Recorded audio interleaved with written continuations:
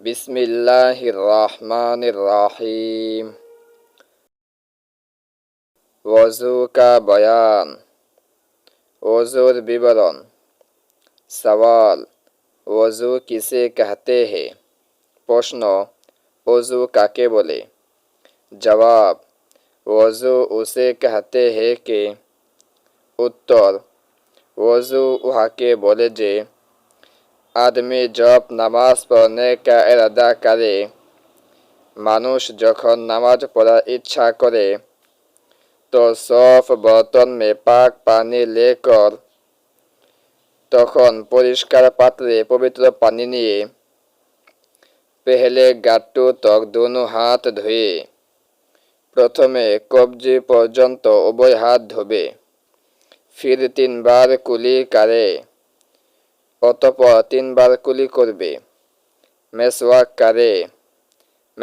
করবে, फिर 3 बार नाक में पानी डाले, অতঃপর 3 বার নাকের মধ্যে পানি দিবে, আবার নাক সাফ করে এবং নাক পরিষ্কার করবে, फिर 3 बार मुंह धोए, অতঃপর 3 बार মুখ ধোবে, फिर কাহনু तक दोनों हाथ धोए, অতঃপর কোনয় সহ উভয় হাত ধৌত করবে, फिर शेर आवर कानू का मासेह करे, অতঃপর মাথা এবং কান একবার মাসেহ করবে, फिर दोनों पाँव टाखनू तक धोए, অতঃপর উভয় পাও টাকনু সহ ধৌত করবে। वज़ू करने का तरीका तालीमुल इस्लाम हिस्से अव्वल में तुम पढ़ चुकी हो। ওযু করার নিয়ম তোমরা তালিমুল ইসলামের প্রথম খণ্ডে পড়ে এসেছো। सवाल, वज़ू में किया यह सब बातें ज़रूरी है? প্রশ্ন, ওযুর মধ্যে কি এই সমস্ত বিষয় জরুরি? जवाब, वज़ू में बास बातें ज़रूरी है जिनकी छूट जाने से वज़ू नहीं होता। उत्तर, অজুতে কোনো কোনো বিষয় অতি জরুরি যেগুলো ছুটে গেলে অজু হবে না। উনহে ফরজ कहते हैं, সেগুলোকে ফরজ বলে। आवाज बास बातें ऐसे हैं जिनके छूट जाने से वजू हो जाता है मगर नाकिस होता है।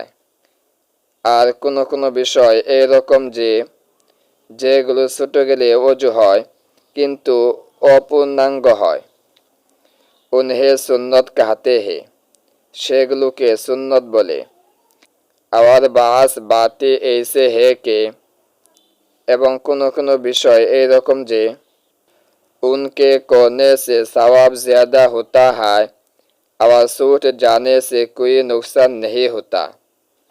সেগুলো করার দ্বারা অনেক সওয়াব পাওয়া যায় এবং ছুটে গেলে কোনো ক্ষতি হয় না। उन्हें मुस्ताहाब कहते हैं, সেগুলোকে মুস্তাহাব বলে। ভিডিওটি ভালো লাগলে লাইক, কমেন্ট এবং বন্ধুদের নিকট শেয়ার করতে ভুলবেন না এবং পরবর্তী ভিডিওগুলি দেখতে আমাদের চ্যানেলটি সাবস্ক্রাইব করে বেল আইকন অল প্রেস করে রাখেন।